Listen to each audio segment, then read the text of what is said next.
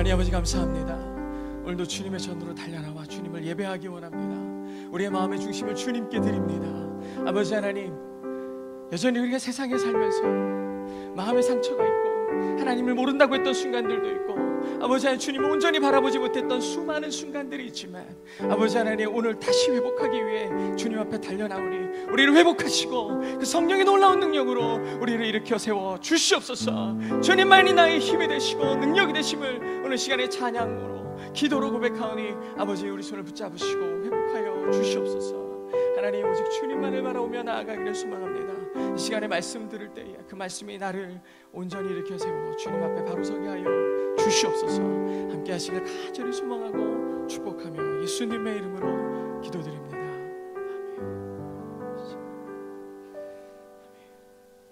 오늘 함께 나누실 말씀은 아모스 5장 4절입니다. 아모스서 5장 4절 한 절만 보도록 하겠습니다.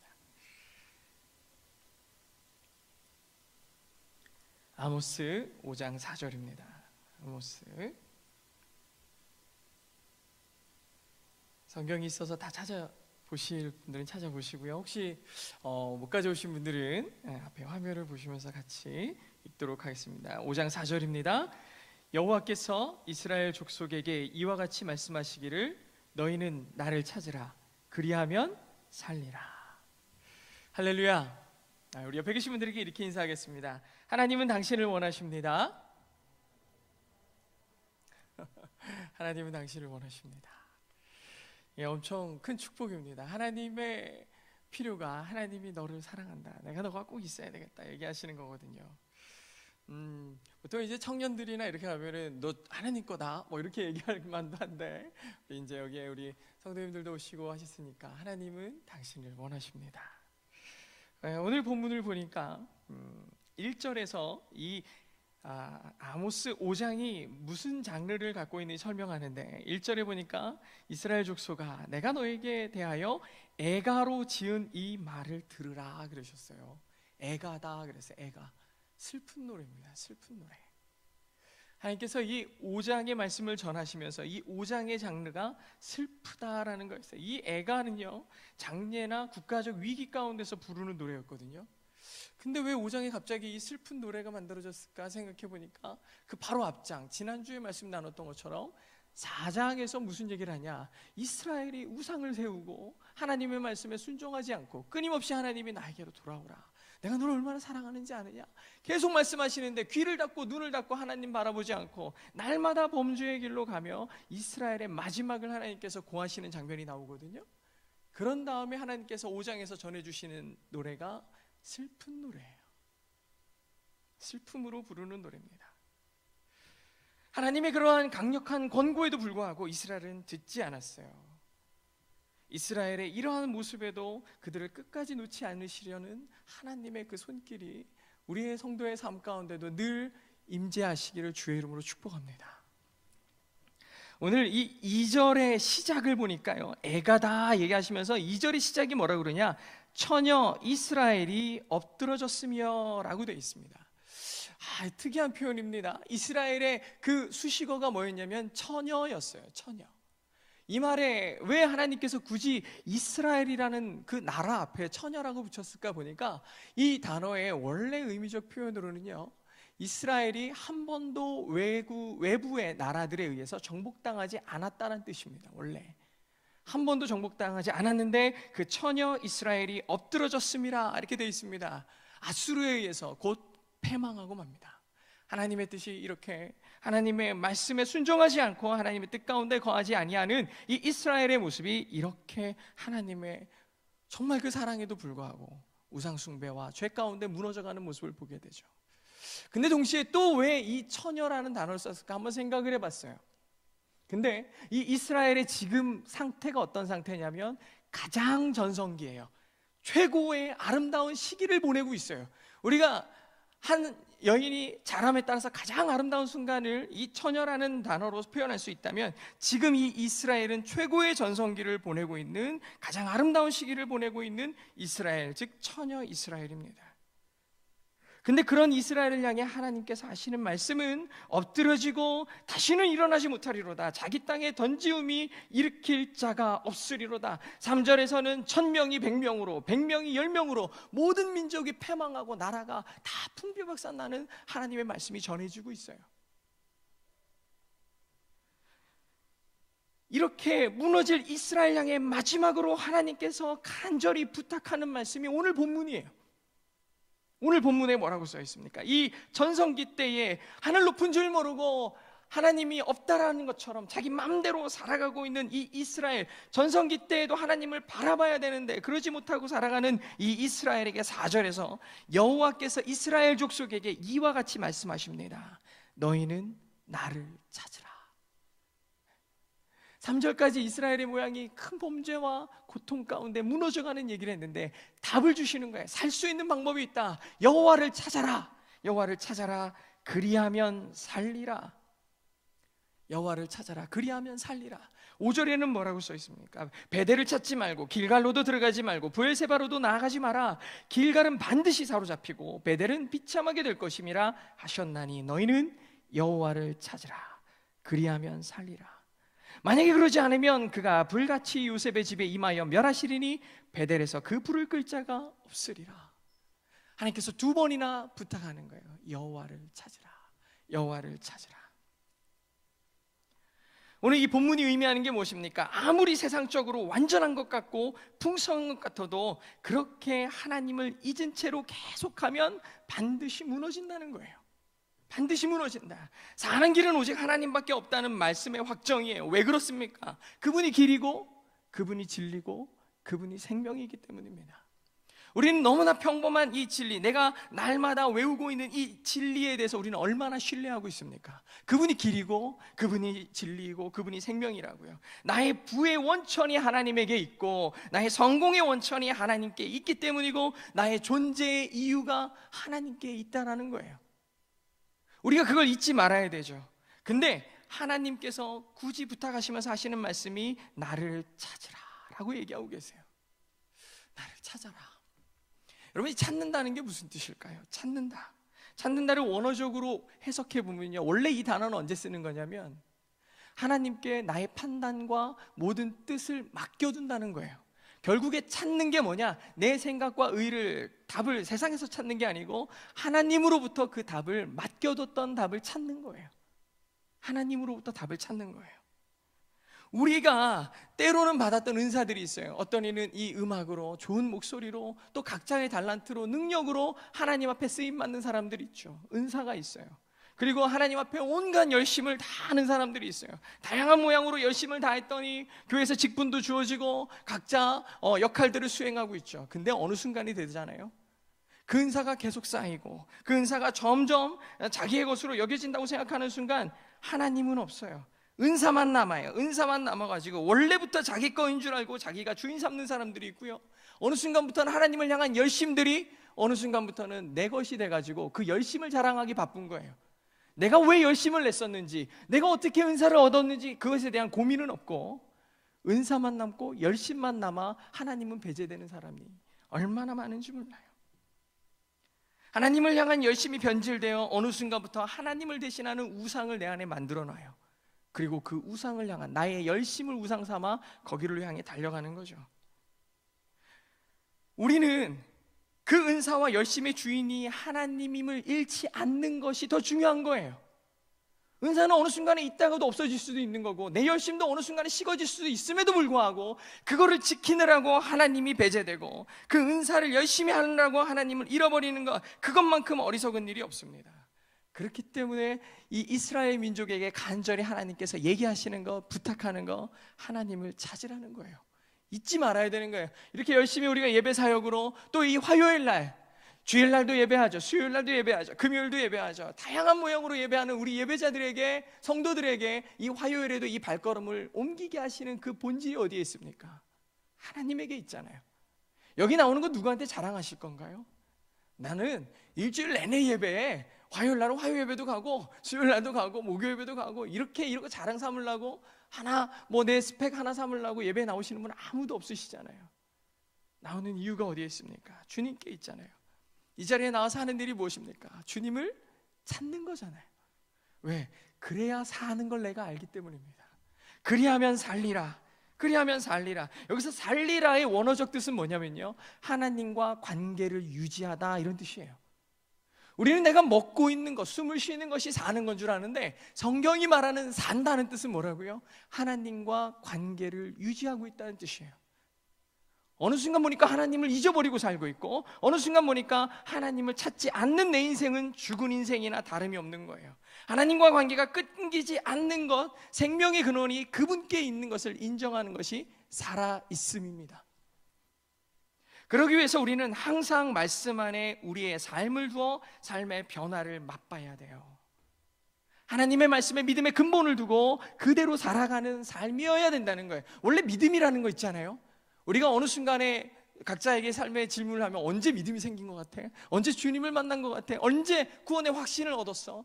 얘기하고서 그 얻어졌던 믿음이요, 사실은 내 마음속에 그저 잠잠하게 가둬둘 수 있는 게 아닌 거예요. 처음 은혜 받았을 때 한번 생각해 보세요. 세상 다 바꿀 수 있을 것 같잖아요. 세상 모든 사람 다 사랑할 수 있을 것 같잖아요. 주님을 내 마음에 모셨을 때 그 감동을 한번 생각해 보니까 세상에 못할 게 없어요. 하나님이 내 백이신데, 하나님이 내 아버지인데 하면서 살았던 그 담대함과 용기는 어느 순간 사라지고, 이 도무지 감출 수 없는 내 믿음이 여전히 내 속에서 그냥 잠자고 있는 모습이 얼마나 비참하냐고요. 예수님을 만난 사람들은 변화가 있어요. 그 변화는요, 날마다 계속됩니다. 그리고 여러분들이 주님을 만나는 그 감격이 날마다 계속되어 날마다 삶이 변하는 걸 느낄 수 있어요. 여러분, 그러려면 말씀으로 돌아가야 되는 거예요. 오늘 이렇게 기도의 자리에 나서 기도도 많이 하시고, 금요철에 가서 밤새도록 기도하시고, 그렇게 기도 많이 하고 막 눈물 콧물 쏟으면서 기도한 다음에 일어나면서 한숨 쉬면서 일어나면서 걱정 다시 안고 다 가면은, 그건 하나님을 의지하는 사람이 아니죠. 하나님을 전적으로 의지하는 사람은 기도의 능력을 의지하는 사람이고, 하나님께 내 삶을 맡기는 사람이잖아요. 근데 우리는 하나님보다, 하나님의 지혜를 구하기보다 내 뜻 안에 갇혀 있다 보니까, 그렇게 기도하고 나서도, 하나님께 의뢰하고 나서도 그냥 내 뜻대로 살아가려고 하는 사람들이 많아요. 저는요, 시장 가면은 정말 꼭 물어보고 사요. 꼭 물어보고. 왜냐하면 자신이 없어요. 제가 골라서 간 거 치고, 시장 가서 생선 한 마리만 사와, 그래가지고 알았어 하고서 사가면은 막 썩은 거 사오고 맨날 그러는 거예요. 그러니까 아내가 물어보고 사오라고, 좋은 게 뭐냐고, 좋은 게 물어보고 사라고. 그래서 아줌마, 어떤 생선이 제일 맛있는 거예요? 그러면은 이거라고 얘기해줘요. 그러면은 두 말 안 하고 그거 그냥 사갑니다. 그걸 사가요. 우리는요, 그냥 생선을 팔고 있는 아줌마에 대한 신뢰로 그 생선을 믿고 구입하잖아요. 근데 우리는 온 세상 만물을 만드신 하나님께 의뢰하면서 그분의 말씀에 귀 기울이지 않아요. 하나님의 말씀에는 그 시장에서 생선 파는 아주머니의 말씀에 신뢰하면서 왜 하나님의 말씀을 신뢰하지 못하고 있을까요? 왜 우리는 온 세상을 주관하는 하나님의 말씀을 신뢰하지 못하고 결국에는 내 마음대로 가며 걱정과 근심 가운데 살아가고 있을까요? 이게 항상 질문이에요. 항상 질문이에요. 저도 저에게 날마다 하는 질문이에요. 요즘에도 걱정거리가 많고, 일주일 동안 얼마나 마음 가운데 두려움이 있었는지 하나님한테 간절히 기도하면서도 그 짐을 덜어내지 못하는 거예요. 하나님의 말씀은 날마다 나를 푸른 초장으로 쉴만한 물가로 인도하시는 도다, 그러면서 하나님 말씀을 따라가기만 하면은 푸른 초장과 쉴만한 물가가 나와야 될 것 같은데, 왜 마음 가운데는 날마다 불안함이 있을까? 이유가 뭐라고요? 하나님 말씀을 신뢰하지 못해서 그런 거예요. 하나님 말씀을 들었으면 왜 우리 안에 두려움이 있겠습니까? 이렇게 하나님 앞에 순종하지 못하는 내 마음을 보면서 깊이 묵상을 해봤어요. 왜 나는 불순종할까? 왜 하나님과 높은 담을 쌓아놓고 내 안에 갇혀서 있을까라고 고민을 하다가 오늘 말씀에서 답을 한번 찾아봤어요. 어떻게 하면 이 담을 넘어갈 수 있을까? 사랑하는 성도 여러분, 예배자 여러분, 여러분도 여전히 내가 쌓아놓은 담 가운데 갇혀 하나님이 그렇게 간절히 부르시고 나에게 돌아오라 얘기하시는데 하나도 듣지 않고 내 아집과 내 고집에 갇혀 있다면 지금부터 말씀드리는 이 방법들로 일어나 보시라는 거예요. 한번 이 담을 넘어오시라는 거예요. 한번 생각해 봅시다. 첫 번째는 어떤 거 해야 될까요? 최고일 때도 하나님을 찾는 거예요. 우리는 대부분 어렵고 힘들고 우울하고 막 이럴 때는 하나님 찾아요. 하나님 찾아요. 그런 사람들 많아요. 근데 하지만 최고일 때는 하나님을 찾지 않는 사람들이 많아요. 최선일 때. 근데 최선일 때 하나님을 잃어버린 사람들은 바닥으로 떨어지더라고요. 끝까지 바닥 없는 추락을 하더라고요. 내가 최선에 있다고 생각하는 그 순간에 하나님을 온전히 더 붙잡아야 됩니다. 오늘 처녀 이스라엘은 하나님을 잊어버렸어요. 우리는 우리가 가진 것들로 나의 최고를 자랑하죠. 내가 가지고 있는 게 뭔가? 돈이냐? 권력이냐? 지식이냐? 지혜냐? 아니면 나의 외모냐? 나의 탁월한 인맥이냐? 그런 걸 가지고 나를 드러내기 시작한다는 거예요. 그런 사람들이 겉으로는 드러내지 않지만 은근히 자기를 자랑하는 나르시시즘에 빠져 있어요. 사람들에게 은근히 자기 막 드러내요. 거울만 보면 너는 어떻게 이렇게 잘생겼니? 어떻게 그렇게 이쁘니? 자기 혼자 있을 때는 막 자아도취에 빠져 있고 교만하게 이를 데 없는 거죠. 뭐 조그만한 거 이루고 나면은 거울 앞에 서서 잘했어. 얼마나 칭찬하고 그런지 몰라요. 모든 그 근본이 어디에 있다? 나에게 있다는 거예요. 근데 이런 사람들에게 예레미야는 이렇게 얘기하면, 예레미야 9장 23절로 24절에 여호와께서 이와 같이 말씀하시되 지혜로운 자는 그의 지혜를 자랑하지 말라. 용사는 그 용맹을 자랑하지 말라. 부자는 그의 부함을 자랑하지 말라. 자랑하는 자는 이것을 자랑할지니 곧 명철하여 나를 아는 것과 나 여호와는 사랑과 정의와 공의를 땅에 행하시는 자인 줄을 깨닫는 것이라. 내가 이 일을 기뻐하노라. 여호와의 말씀이니라. 결국 자랑해야 되는 건 하나님뿐이라는 거예요. 하나님을 아는 것을 자랑하고 나를 나되게 하신 하나님을 자랑하는 자가 복 있는 자라는 거예요. 내가 지금 얻고 있는 자랑거리로 삼고 있는 그 모든 것들, 지혜, 용맹, 부함, 이러한 모든 것들의 본질이 누구로부터 왔느냐를 생각 좀 하라는 거죠. 하나님의 강력한 권면은 그 본질이 누구에게 있느냐는 거예요. 내 삶의 바탕이 누구를 바탕으로 있느냐를 물어보는 거예요. 내가 지금 자랑거리로 삼는 것의 주인이 누구냐는 거죠. 이렇게 묵상하면 모든 사람들의 답은 누구에게로 향하느냐? 하나님께로 향합니다. 지금 내가 호흡하는 본질이 누구에게 있고 내가 살아있는 이유가 누구 있느냐? 우리 크리스찬들에게 물어보십시오. 100이면 100 누구라고 얘기하냐? 우리 하나님 아버지예요. 나를 만드신 하나님 아버지, 나를 존재하게 하시는 하나님, 그분에게 모든 걸 두는 거예요. 그러면서 하는 일이 뭐냐? 겸손해집니다. 아까처럼 거울 앞에서 나의 잘남을 자랑하기 시작하면 끊임없는 자기의 도취에 빠져가지고 하늘로 올라가게 교만하게 바쁠 수밖에 없지만 그 근본을 하나님께로 찾기 시작하면 나는 아무것도 아닌 거예요. 젊은이들이 그 힘과 체력을 자랑합니까? 그렇게 체력을 막 자랑하고 싶을 때 그 가장 최고에 있을 때 뭘 고민하라고요? 이 본질이 누구에게 있느냐는 거예요. 내가 왜 이렇게 건강하지? 하나님이 주셨구나. 30대가 됐는데 지혜가 충만해지고 직장에서도 각자의 역할에서 리더로 역할을 잘하고 있어요. 그럼 나의 이 지혜와 능력은 누구로부터 왔다? 하나님에게서부터 왔다라고 또 하나님을 자랑해야 되는 거예요. 내가 잘하니까 그래 이게 아니고 하나님이 하셨구나. 그렇게 끊임없는 겸손으로 각 세대의 강점들을 하나님 앞에 주인으로 섬기는 게 본질인 거예요. 사실요, 내가 가지고 있는 것 가지고 살려고 그러면 정말 너무나 안타깝게도 불만밖에 안 나와요. 제가 주변에서 보는 많은 청년들에게 읽어보면 이런 얘기들 많이 해요. 내가 그동안 공부한 게 얼만데, 내가 그동안 노력한 게 얼만데, 이거밖에 못하다니 아깝다는 거예요. 내가 그래도 왕년에는 잘 나갔는데 내 삶이 왜 이거밖에 안 돼? 시간 지나고 나니까 이거밖에 안 되는구나. 이렇게 아쉬워하는 거예요. 내가 얻은 명성이 아깝고 내가 투자했던 시간이 아깝고 돈이 아까워서 죽을 수도 없는 거예요. 하지만 이 모든 것을 하나님께 두잖아요? 아쉬울 게 없어요. 우리 아이가 예전에 자전거가 없을 때 자기 친구한테 자전거 빌려서 타잖아요. 그러면 막 타다가 이제 친구가 가지고 나 이제 집에 가야 돼 그러면요, 아쉬움 없이 그냥 줘요. 어차피 누구 거니까. 그 친구 거니까요. 내 거를 빌려달라고 그러면은 왜 네가 내 걸 가지고 집에 가? 이렇게 얘기하겠지만 어차피 내 거 아닌 거예요. 하나님께 이 본질을 두고 내 모든 능력과 내 생명조차도 하나님께 이걸 두기 시작하면 모든 게 아깝지 않은 거예요. 왜냐하면 하나님이 하시는 일이기 때문인 거예요. 제가 얼마 전에 한 목사님의 설교를 들었거든요. 근데 그 목사님의 설교 가운데 짐 엘리엇이라는 선교사 얘기가 나왔어요. 이 짐 엘리엇이라는 선교사는 사실 휘튼 대학원을 수석으로 졸업하고 교수직이 이미 보장되어 있는 사람이었어요. 근데 이 사람이 갑자기 에콰도르로 가는 경비행기를 타는 거예요.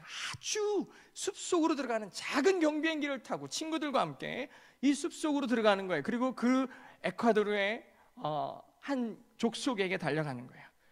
그 족속에게 달려가서 이 아우카족이라는 이 아주 미개한 족속에게 가가지고 복음을 전하겠다고 들어가는 겁니다.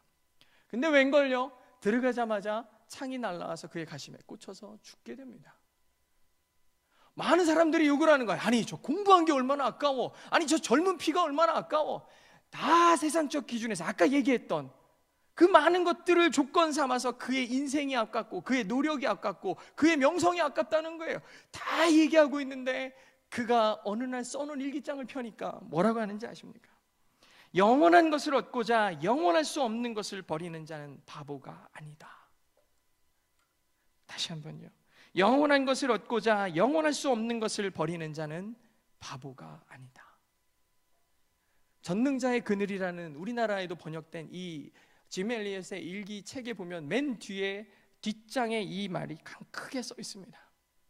세상은 그를 바라보면서 손가락질했죠. 하지만 그의 죽음을 하나님께서 사용하시니 한 민족이 구원받게 됐어요.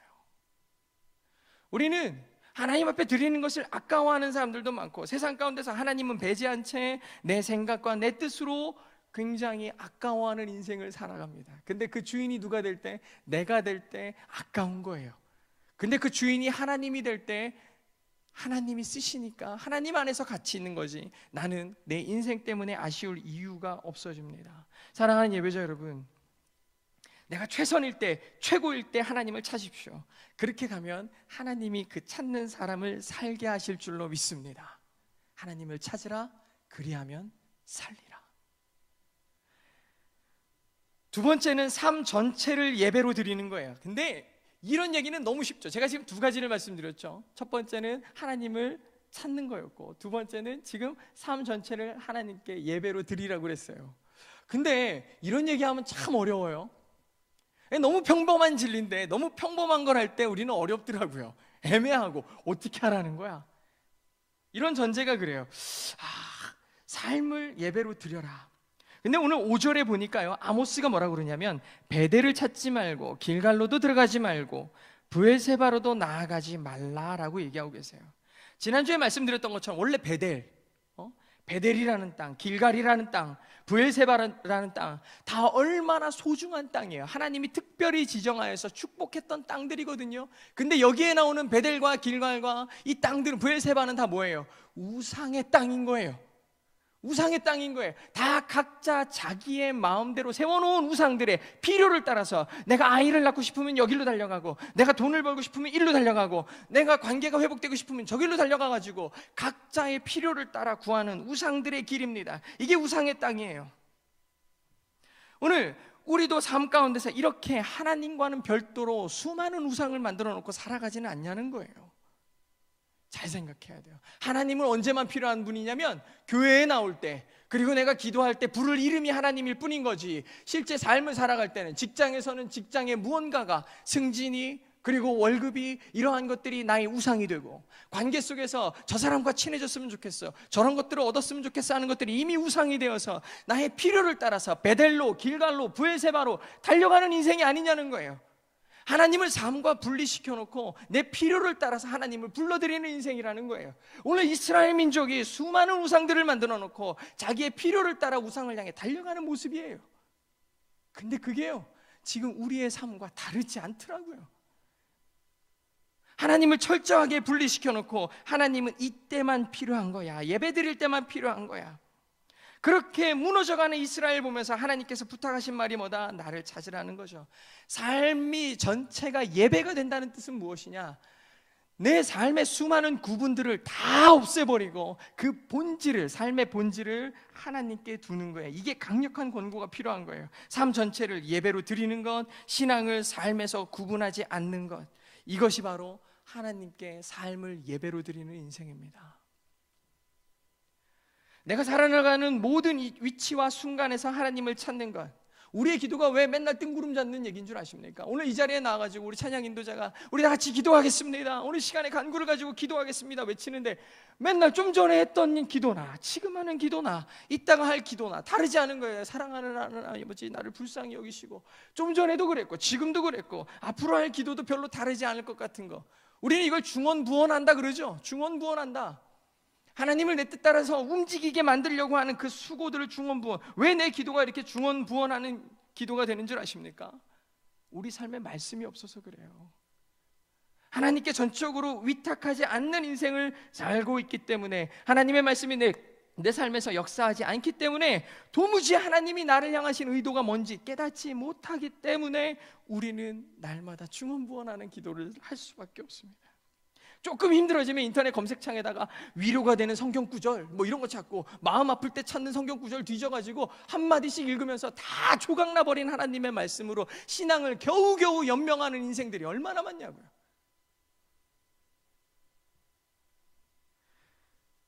우리가 성경으로는 안 되겠다면서 이런저런 사람들의 격언과 강연들을 들으면서 삶에 동기부여받고 하나님의 말씀이 아닌 것들로 내 삶 가운데 살아가는 사람들, 다 불안한 인생이에요. 중언부언하는 인생이고 하나님께 의탁되지 않는 인생인 거예요. 사랑하는 여러분, 삶 전체를 하나님께 드리시기 바랍니다. 이 행위가 예배예요. 하나님께 나를 다 드리겠다, 내 생각도 하나님께 드리는 것, 삶 전체를 하나님께 맡기는 것, 순간순간 하나님을 생각하며 그분의 말씀을 묵상하는 모습 자체가 이미 예배예요. 예배는 행위에 있지 않아요. 이 자리에 나와서 앉아있고 찬양을 부르고 말씀을 듣는 것이 예배가 아니라 하나님을 묵상하는 것이 이미 예배인 거예요. 모든 순간에 그분을 기억하며 그분의 삶대로 살아가는 거예요. 파란 하늘을 보면서 하나님, 나에게 이렇게 아름다운 선물을 주시니 감사합니다.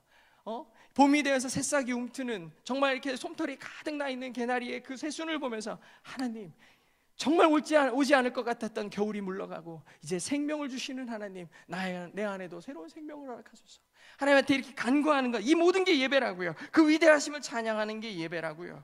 모든 생각과 삶이 하나님과 연결되고 필요에 따라서 인생의 좋은 잣짐으로 하나님을 찾는 사람이 아니라 내 인생 모두를 드리는 사람, 이게 삶으로 예배하는 사람이에요.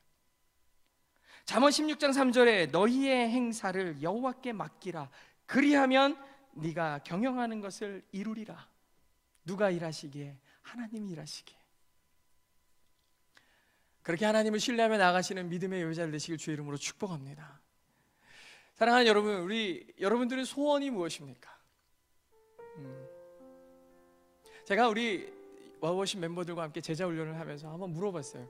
돈 엄청 많고 시간도 엄청 많을 때, 너에게 그런 모든 것들이 주어질 때 뭘 하고 싶으냐 물어보니까요, 어떤 청년은 여행 갈래요. 다 일 그만두고 이제 여행 갈래요. 그런 친구도 있고요. 저는 아트센터를 만들겠습니다. 아트센터를 만들어서 하나님을 예배하는 사람들을 많이 만들 거예요.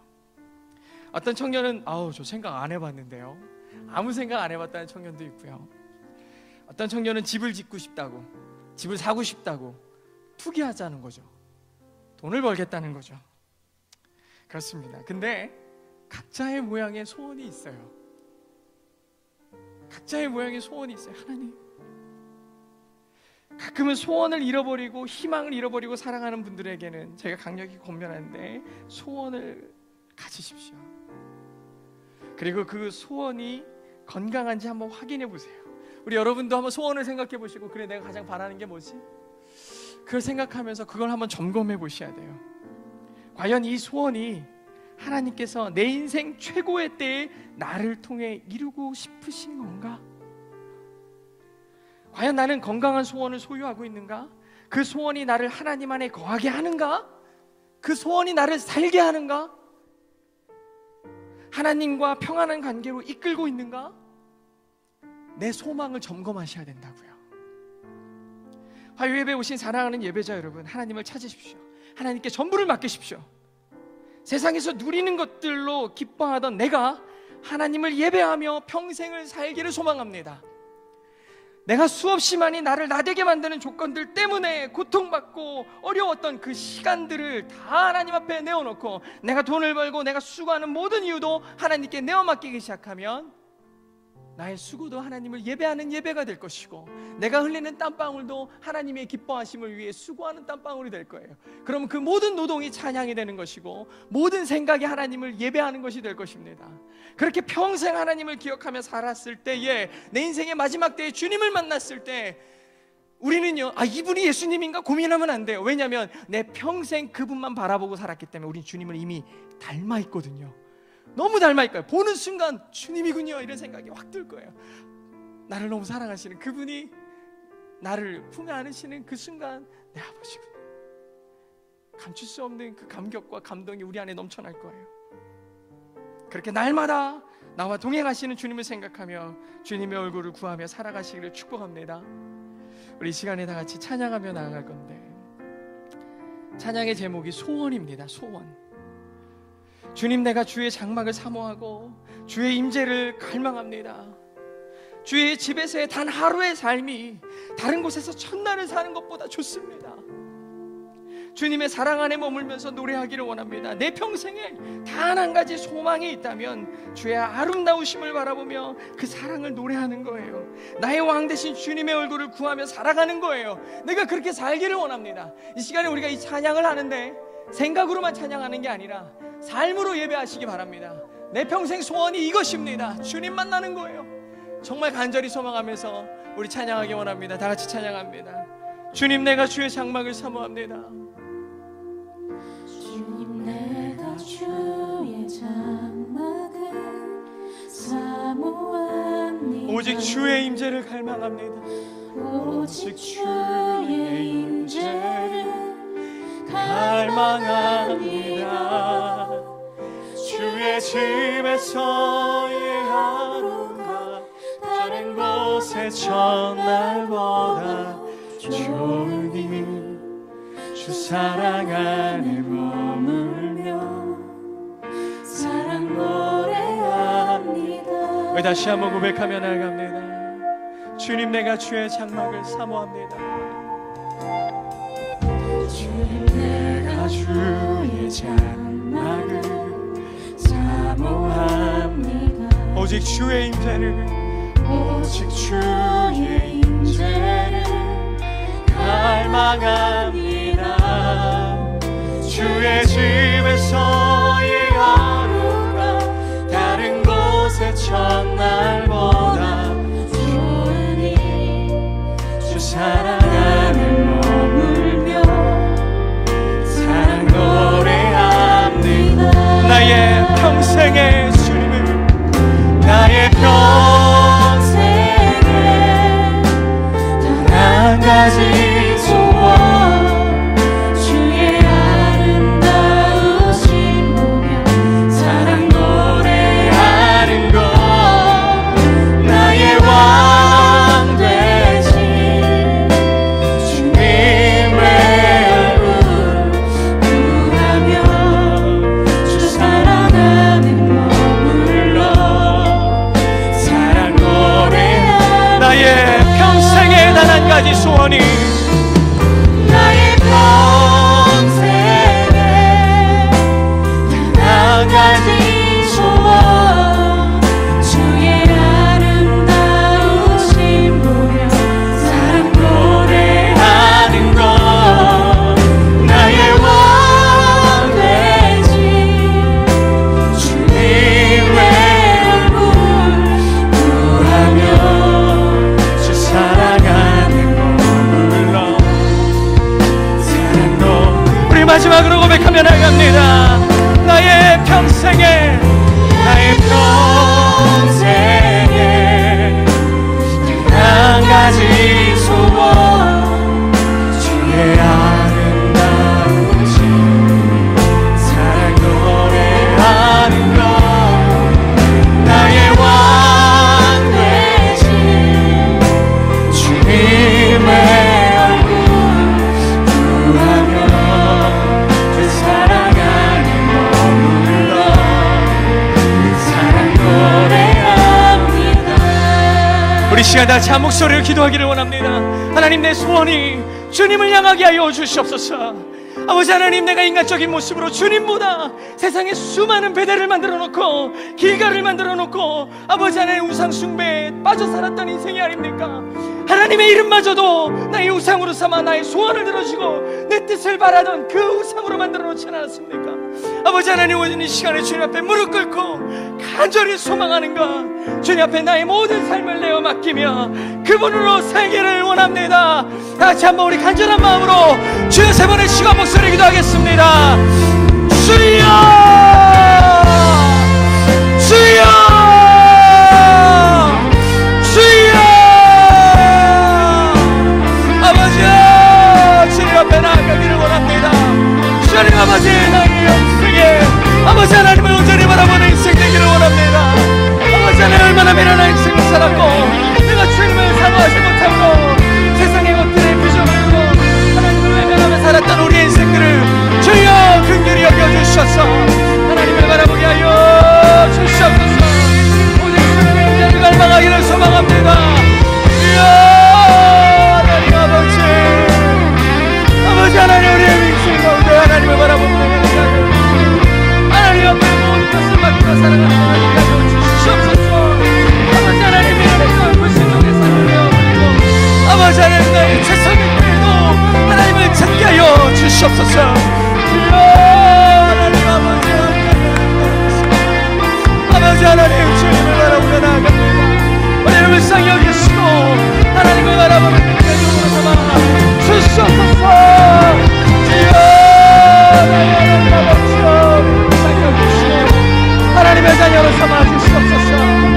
아버지 하나님, 주님을 바라보고 아버지 하나님, 우리 인생이 그를 향해서 달려갑니다. 아버지 하나님, 내가 아버지 하나님 주님을 나의 욕심과 나의 뜻을 이루기 위해서 아버지 하나님을 부르진 않았습니다. 아버지 하나님, 오늘 시간에 주님 앞에 간절히 간구하며 나아갑니다. 하나님의 간절한 부르심에 반응하게 하여 주시옵소서. 내가 너를 사랑한다, 나에게 돌아오라. 아버지 하나님, 나를 찾으라. 내가 너를 사랑한다. 아버지 하나님, 내가 너에게 사랑하는 방법을 설명해 주시고 말씀하실 때에 역사하여 주시옵소서. 빠른 시간에 성령의 충만함을 주시고 하나님을 바라보는 믿음의 삶으로 역사하여 주시고 인도하여 주시옵소서. 주여, 아버지여, 주님을 바라봅니다. 우리와 모심의 화려함의 가운데 성령여 임재하시고 아버지 하나님, 각자의 마음 가운데 주의 불과 같은 성령을 부어주셔서 아버지 하나님, 내 삶이 변화되는 놀라운 역사를 경험하게 하여 주시옵소서. 하나님, 한 영혼도 그냥 왔다 돌아가지 않게 하여 주시옵소서.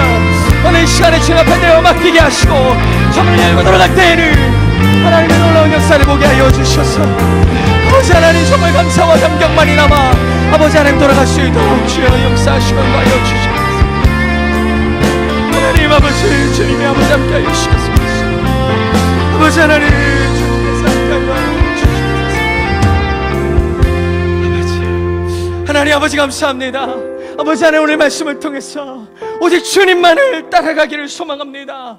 아버지 하나님, 우리는 너무나 많은 것들의 목표를 두고 있어서 때로는 갈 길을 잃어버리고 무엇이 진리인지 무엇이 생명인지 어디가 길인지 장님과 같이 아버지 하나님, 갈 바를 잃은 채 통곡하고 있을 때가 너무나 많습니다. 나도 모르는 새에 수많은 장벽들을 내 삶 가운데 둘러놓고서 하나님도 보이지 않을 정도로 나의 아집에 갇혀 살 때도 너무나 많았습니다. 불순종하고 있었고 이스라엘과 같이 그냥 내가 누리는 것들이 최선인 줄 알았는데 하나님이 날마다 나에게로 오라, 나를 찾으라, 그래야 네가 산다라고 왜 말씀하시는 이 외침이 왜 나에게는 들리지 않았는지 하나님, 오늘 이 시간 간절히 회개하며 나아갑니다. 내 인생이 최선이라고 생각되는 그 순간에 내가 주님 부르게 하여 주시옵소서. 가장 아름답다고 생각되는 바로 이 순간, 바로 지금 주님의 이름을 부르게 하여 주시옵소서. 그렇게 날마다 내 삶을 하나님으로 주님과 연관되어 살아있는 모습으로 살아갈 때에 아버지 하나님, 그것이 예배가 될 줄로 믿습니다. 순간순간 나에게 역사하시며 지혜를 주시고 하나님께서 내가 너를 이렇게 기획하였다, 내가 너를 이렇게 사랑한다, 그 얘기하시는 그 음성이 내 삶에 날마다 들려서 정말 그 주체할 수 없는 감격과 감사가 나를 살게 하는 동력이 되게 하여 주시옵소서. 오늘 이 시간에 예배의 자리에 나와 주님 앞에 눈물로 기도하고 간절히 간구했음에도 불구하고 또 그 수많은 걱정과 근심들을 안고 저문을 나가며 한 주를 또 고통 가운데 살아가지 않게 하시고 오늘 이 시간 주님 앞에 다 내어 맡기고 하나님이 일하시는 것을 바라볼 수 있는 믿음의 지체들 되게 하여 주시옵소서. 하나님의 온전한 이끄심을 기대합니다. 우리의 삶의 모든 소망을 주님께 두며 감사드리며 사랑 많으신 예수님의 이름으로 기도드립니다.